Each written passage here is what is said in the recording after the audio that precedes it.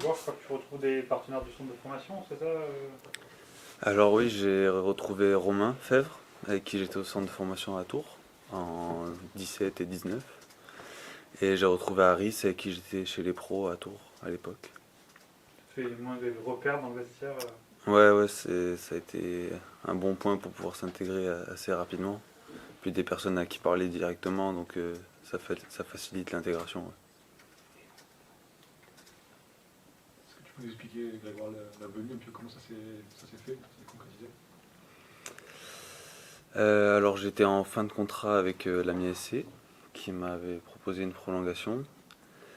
Mais j'ai eu la proposition de Brest quasiment en même temps et le projet que m'a proposé le club, je l'ai trouvé beaucoup plus intéressant que celui d'Amiens et du coup j'ai pas hésité et j'ai eu la chance de pouvoir intégrer le club directement.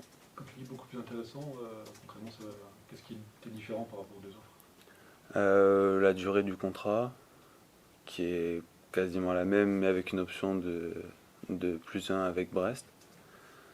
Et le fait d'être dans un club de Ligue 1 qui est. C'est mieux que Ligue 2 quoi. Voilà, tout simplement. Vous aviez eu des échos du Stade brestois par, je pense notamment à Elana avec qui vous avez évolué.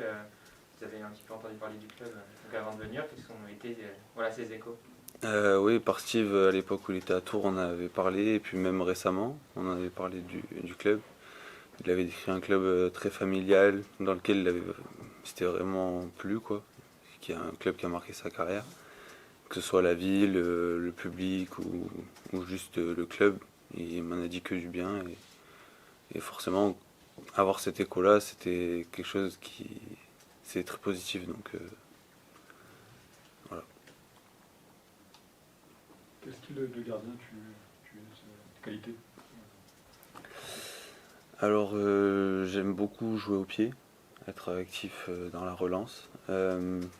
Après, je pense être assez bon sur tout ce qui est arrêt sur ma ligne, tout ça. Après, j'ai pas mal de points sur lesquels je dois progresser encore, forcément. Et le travail qu'on fait avec le coach Lachuer depuis que je suis arrivé sur ce qui est, bon, c'est plus technique, mais tout ce qui est explosivité, détente, tout ça. Et même si ça fait que quelques semaines que je suis là, je sens que ça m'apporte vraiment quelque chose. Et je pense que tout au long de l'année, et j'espère plus encore, je vais beaucoup progresser. C'est ça l'objectif, c'est d'apprendre au quotidien.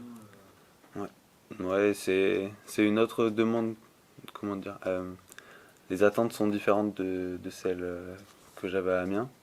Le fonctionnement est différent, mais j'aime voir de nouvelles choses et je découvre et franchement c'est très plaisant et on voit que c'est dans la recherche de faut vraiment comment dire c'est très axé sur le le moment présent en quelque sorte. Il faut vraiment être performant tout le temps et c'est quelque chose qui me plaît. Comment tu appréhendes ce rôle de troisième gardien juste, par rapport à ça?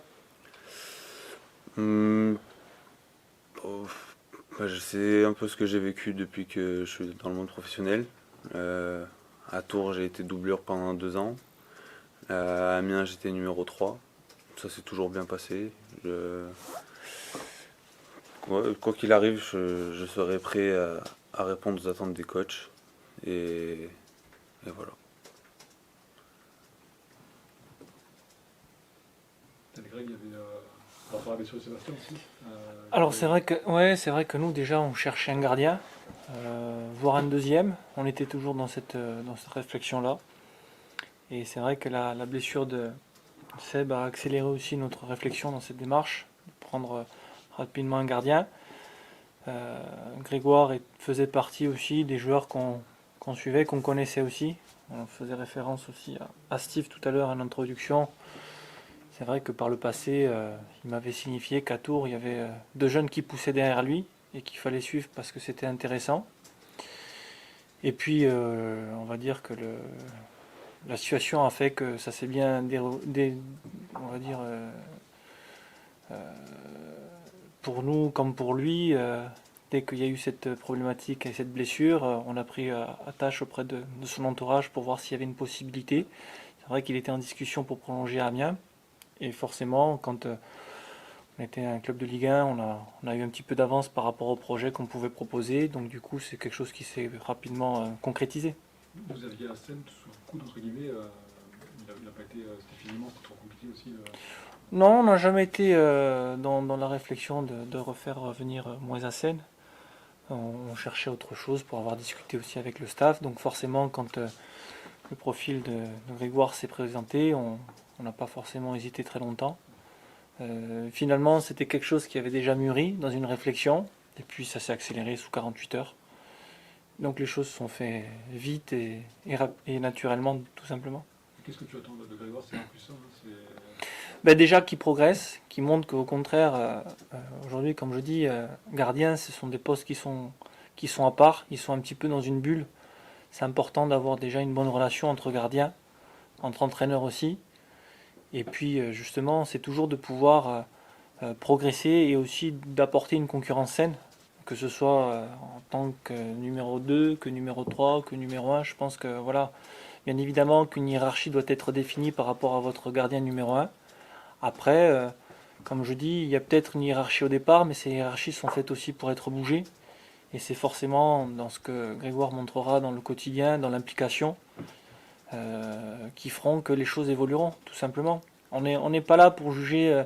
Oui, les prestations sont importantes, bien évidemment, mais quand on est doublure ou troisième, ce qui est important, c'est la progression quotidienne. Et c'est ça qui nous permettra de voir comment il se développe par rapport à cet aspect-là, et aussi au niveau de l'état d'esprit, parce que c'est important d'avoir des garçons qui sont positifs, parce que c'est un rôle délicat. Il faut s'attendre à ce que parfois le temps est très long.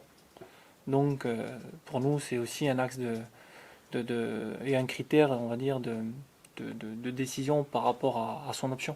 Mais est-ce que ça veut dire du coup le temps très long, pas entre le gardien peut-être des fois, est-ce que ça veut dire que le week-end il pourrait intégrer peut-être des fois la N3 alors des fois ou un autre Oui, bien sûr. Non, au contraire. Aujourd'hui, il n'y a rien d'arrêté. Je pense que c'est important aussi pour un gardien de pouvoir jouer, même si c'est avec la N3, pour garder un certain rythme et aussi le goût de la compétition, peu importe la division dans laquelle on évolue. Donc ce sont des choses qui seront prévues et avec lesquelles on aura des discussions entre les différents staffs pour qu'ils puissent aussi de temps en temps participer à une compétition. Là, il y a Gauthier, Grégoire, tu confirmes qu'il y a une recherche d'un autre aussi Oui, on est toujours dans une réflexion par rapport à ce poste-là, forcément. Donc maintenant, on y travaille, voilà, encore une fois, mais pour l'instant, on sait que, voilà, on est dans cette réflexion et on va voir s'il y a justement des choses qui peuvent se décanter pour nous. Encore une fois, on ne prendra pas un gardien pour prendre un gardien. Donc, on va voir si justement, sur le marché qui n'est pas forcément simple aujourd'hui, on trouvera une opportunité qui correspondra à nos attentes. Pas forcément d'impératif par rapport à la première journée du championnat, ça peut être plus long. Je ne maîtrise pas le temps. Vous savez, dans les mercatos, que ce soit pour un gardien ou que ce soit par rapport à d'autres postes, on est toujours à l'affût de bonnes opportunités en fonction de nos moyens. Donc forcément, quand on veut apporter une qualité, parfois on n'est pas encore prioritaire et on se doit d'attendre. Donc, comme je dis toujours, on a l'habitude d'avoir des mercatos assez longs. Donc c'est vrai qu'aujourd'hui c'est encore un peu particulier parce que là-dessus, entre des matchs qui n'ont pas pu, on veut dire, dans la façon de recruter la saison dernière avec le Covid, ça a été difficile de pouvoir se déplacer. Donc ça c'est une première chose. Et puis après aussi sur l'aspect, on va dire, financier, c'est plutôt difficile. Donc on essaie de faire au mieux dans ce sens-là. Donc le timing pour le gardien, on verra pour la suite. Voilà.